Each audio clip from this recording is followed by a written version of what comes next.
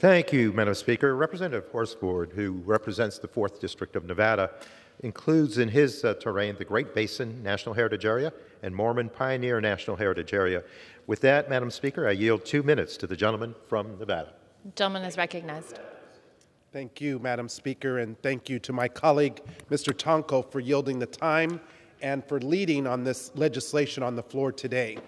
I come here today to discuss my bipartisan, bicameral legislation, the Great Basin National Heritage Area and Mormon Pioneer National Heritage Area Extension Act, which was included as part of the National Heritage Area Act, which we are debating today.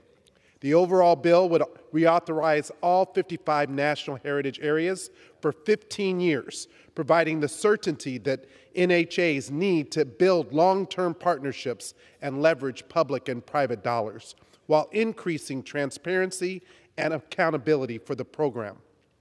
The Great Basin National Heritage Area is a remote region spanning the border of Nevada and Utah with rich cultural roots, rugged landscape features, and home to many historical sites.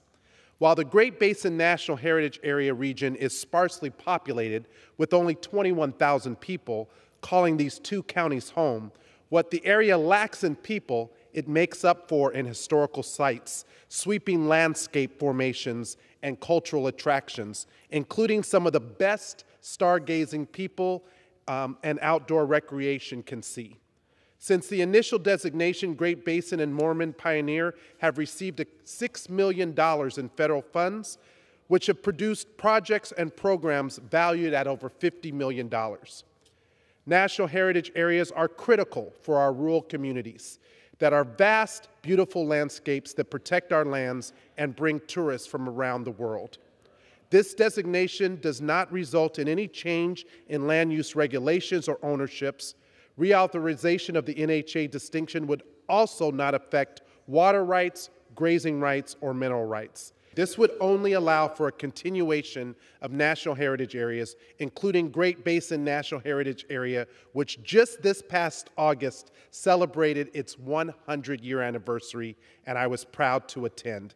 This legislation is critical to protect and promote national heritage areas across the country, so I urge my colleagues to vote yes in favor of this legislation, and I'm proud to stand up today for the National Heritage Area Act. Thank you, Madam Speaker. I yield.